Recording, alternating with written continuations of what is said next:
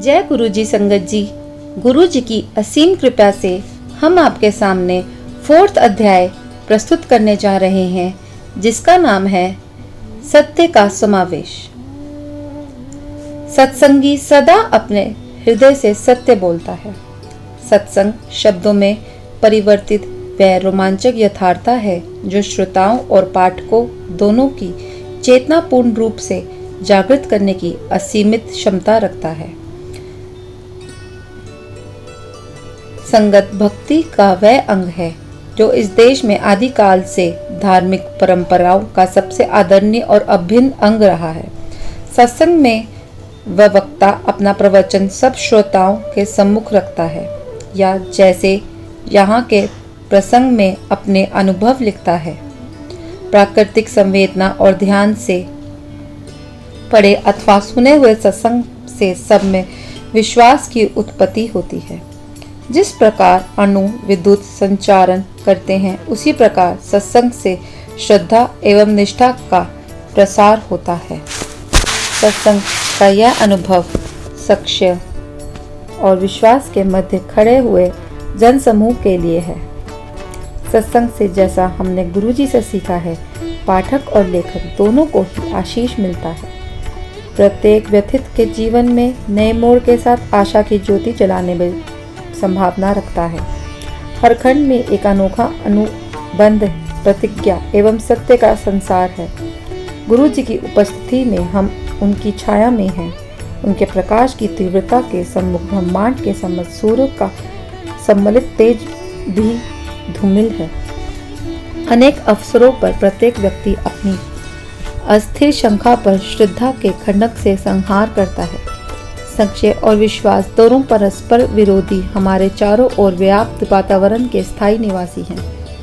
यहाँ पर हर सत्य प्रसंग दर्शाता है कि संशय के सागर में डूबी हुई आत्मा ने कैसे अपने स्वाभाविक रूप और पुनः अपना अधिकार स्थापित किया। अविश्वास के अंधकार में लुप्त सत्य, श्रद्धा, भक्ति और आस्था का पूर्ण जागरण होता है। इसी सच्चाई को हम गुरु जी से जानते हैं और औरों ने उन्हें अनेक अनेक नामों से भी पुकारा है। सब उतने ही प्रिय और प्रेममय हैं। यह सत्संग आपको जो संभवतः अभी भी सोच रहे हैं कि सत्य के भवसागर में छलांग लगाए जाए या नहीं, आगे बढ़ने की प्रेरणा देता है। आगे बढ़कर तेजी से कूद जाइए। प्रभव सदा आपके सदा है। यह कथाएं पूरे विश्व में फैले हुए अनगिनत भक्तों पर हुए चमत्कार हैं। परंतु चमत्कार क्या है? वह तो आत्मा से उत्पन्न हुआ सत्य है। आत्मा तो उस सत्य को सदैव से पहचानती थी। इस भौतिक संसार की माया में वह डूब गई और उस समय से भक्त अनभिज्ञ हो गए। यह चमत्कारिक सत्य सर्वप्रथम प्रेम और आस्था का प्रतीक है। तत्पश्चात वह हमारे सामान्य जीवन में प्रतीत होने वाली अलौकिक घटनाएं हैं।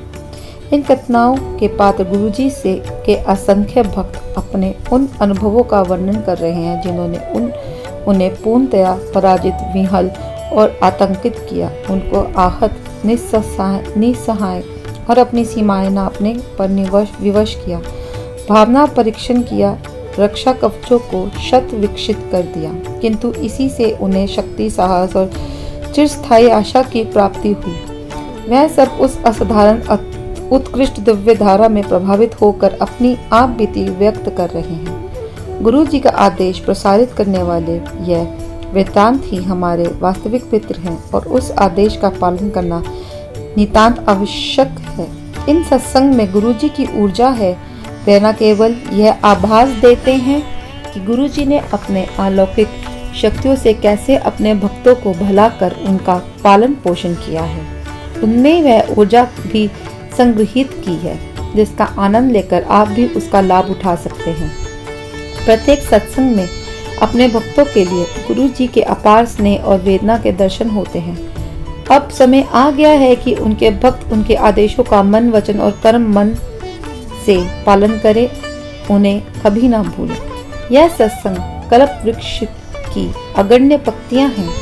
प्रत्येक एक प्रेम गीत गाती हुई श्रद्धा से परिपूर्ण है। हर सत्संग में गुरु जी और उनके भक्त का परस्पर स्नेह प्रतिष्ठित है।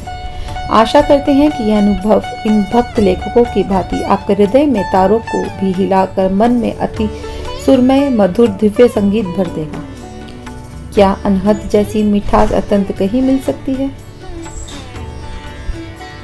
जय गुरु जी, शुक्राना गुरु जी, शुक्राना संगत जी, धन धन गुरु जी।